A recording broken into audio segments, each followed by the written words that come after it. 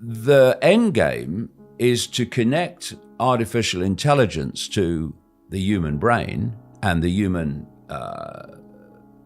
senses so that our perceptions come direct. And this is not me sitting here pulling it out of the ether.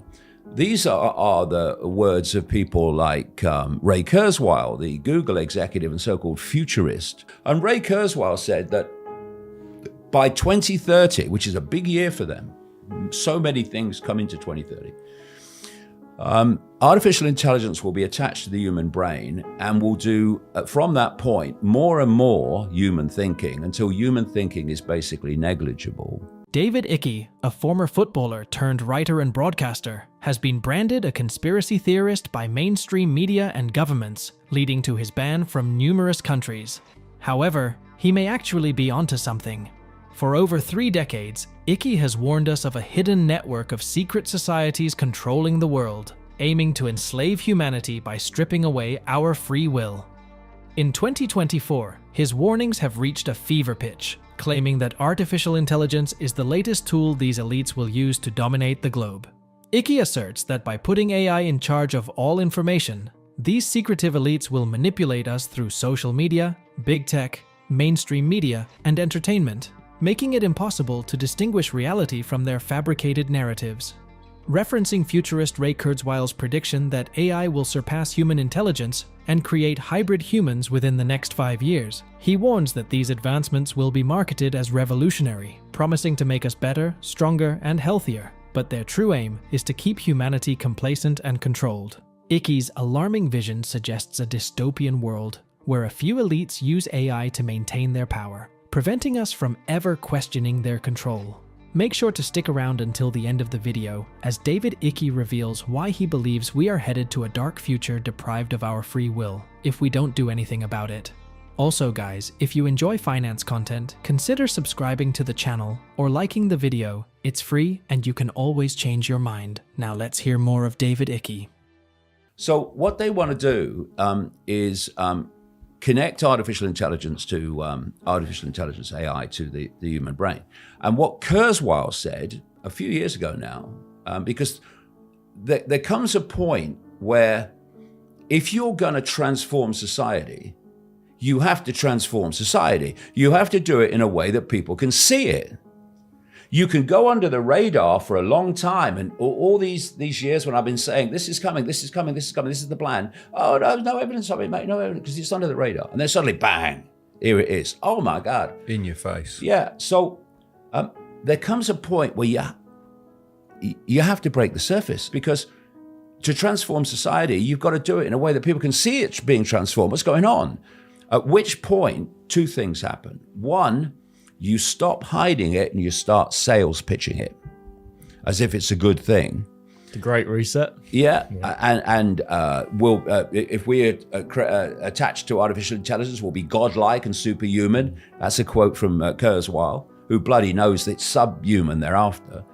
And then the other thing happens is once you've broken the surface and once you've entered the room and people are starting to go, what's going on? You've got to get to the end as fast as you bloody can. And that's why we're at breakneck speed now.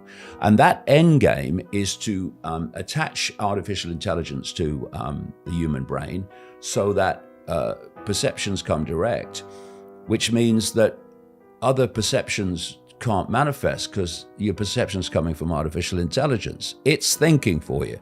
And Ray Kurzweil said that by 2030, which is a big year for them, so many things come into 2030, artificial intelligence will be attached to the human brain and will do, from that point, more and more human thinking until human thinking is basically negligible. You know, people like Musk are talking about, they're putting chips in bloody monkeys and all that stuff. I'll tell you about Musk. Musk's a front man. He's a out there sales pitcher. He's sales pitching electric cars. He's sales pitching Neuralink. He's sales pitching, well, we'll come to that, low orbit satellites, beaming 5G every, and 6G, 7G to come at every inch of the planet, which is all part of what I'm talking about. And he's a sales pitcher. So in so many ways, you remember those little rice-like microchips, or we're going to get microchipped, and thousands of people in microchip with those things in Sweden, for instance, so they can open doors, the lazy bastards, so you can't push it open. But actually, that is actually a diversion. You got to look for the diversions. All the time there's diversions. You're on the motorway, you're on the freeway, and you're heading towards you hope the truth. And all the time there's slip roads to take you off. And one of them is the little chip. Because the connection of AI to the human brain is nanotechnology. It's not stuff you can see. What Kurzweil has said is that the AI will connect us to the cloud.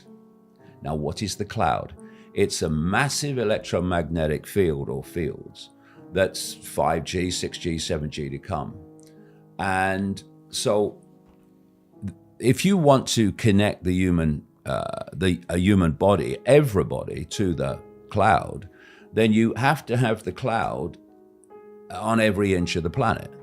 Now, you can put up your towers everywhere, and you can do the urban areas and what have you, but you can't do every inch of the planet. To do that, you need low orbit satellites. And so Elon Musk is through SpaceX, everything's bloody X with him, is the leading guy. And the idea is that we are, through AI and this self-replicating nanotechnology, connected to the cloud. So the cloud starts doing our thinking. It starts influencing our perceptions directly. Well, I've had a phrase I've been using for decades: what you fight, you become. Margaret Thatcher, who actually was the Iron Lady, except she wasn't. She was one of the most manipulated prime ministers in British history, but that's another story. All you got to do is let Margaret Thatcher think it was her idea, and you got it, really. But she came out with this poll tax, and it was a very unfair tax. And this was an interesting point. It affected the middle class as well as the working class.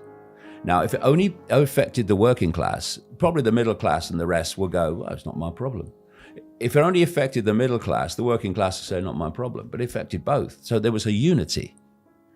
And lots of people refused to pay it. They didn't smack Margaret Thatcher in the mouth. They didn't fight. They just said, I'm not paying it. And what happened? Enough people didn't do it, and the poll tax not only got replaced, it brought her down, the Iron Lady, the impregnable Iron Lady. And all it took was enough people in relation to the poll tax saying, not doing it, not doing it. And it's just incredible. People say to me, what can we do? Well, okay, get yourself a pocket calculator. 8 billion people, a relative handful in full knowledge that are actually orchestrating this dystopia. I think I see a way out of this. And what we need to do is say no to the few. But first of all, we've got to get informed about how it's working. That's not so difficult now because, you look at what people like Sadiq Khan are doing in London and this war on motorists, this war on movement. People are starting to see this now. And the cameras going up everywhere. Well, the cameras are not going up for you, Les. I mean, in part they are, of course. They're going up to police these 15-minute communities where you'll only be allowed out with permission. Elon Musk's Neuralink is now testing its brain implants on humans, and the first participant can control a computer mouse with their mind just a month after receiving the implant. Meanwhile, futurist Ray Kurzweil has a new book titled The Singularity is Nearer, where he updates his predictions about AI's transformative impact on humanity. On the Joe Rogan Experience, Kurzweil stated that AI will surpass human intelligence by 2029, if not sooner, a prediction Elon Musk echoes by saying AI will be smarter than any human next year, and smarter than all humans combined by 2029. With these alarming advancements, the question arises, how do we stop this? Should we take to the streets in protest, or continue to comply with these technological strides? David Icke offers ideas on breaking free from this all-controlling, all-seeing Big Brother. As the world grapples with these rapid changes, Icke's warnings become more urgent. pushing us to consider how we can retain our freedom and autonomy in an AI-dominated future. Before we go, a quick reminder for those who are keen on staying updated in the fast-paced world of crypto and Bitcoin. Consider subscribing to our daily 5-minute crypto newsletter. It's a concise resource for the latest expert predictions, breaking news, and top-on-chain analysis, trusted by over 60,000 subscribers for insightful crypto investment information. Click the first link in the description to join our community and elevate your crypto investment knowledge today. Anyway guys, hope you all enjoyed today's video and that it provided you with some value. I'll see you all in the next one, and as always, all the best.